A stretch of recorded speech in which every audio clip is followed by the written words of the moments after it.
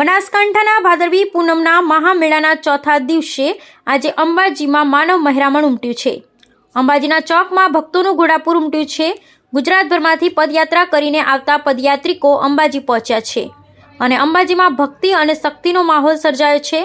શક્તિ, ભક્તિ અને શ્રદ્ધાના ત્રિવેણી સંગમ સમા શક્તિપીઠ અંબાજી ભાદરવી પૂનમના મહામેળાના ચોથા દિવસે ભક્તોનું ઘોડાપુર ઉમટ્યું છે।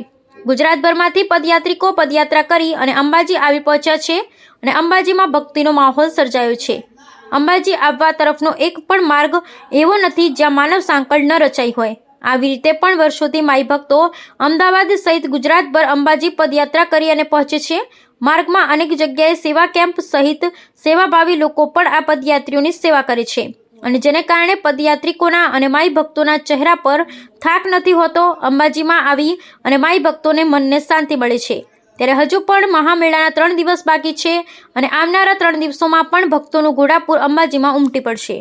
અમે અમદાવાદથી ચાલીને સાથે આવીએ છીએ અને દર વર્ષે ભાદરવી પૂનમના મેળામાં આનો લાભ લઈએ છીએ અને અંબેમાની દયાથી અમે સલિંગ 4 દિવસથી ચાલીએ છીએ અને 4 દિવસની એન્ડિંગમાં અમે અહીંયા પહોંચી ગયા છીએ અને અહીંયા આવીને અમારો બધો થાક ઉતરી ગયો છે અને અમને સારું લાગે છે અને અમે કેટલાય ભાઈબંધો સાથે હળીમળીને આવ્યા છીએ અને અંબાજીમાં આવીને અમારો બધો થાક ઉતરી ગયો।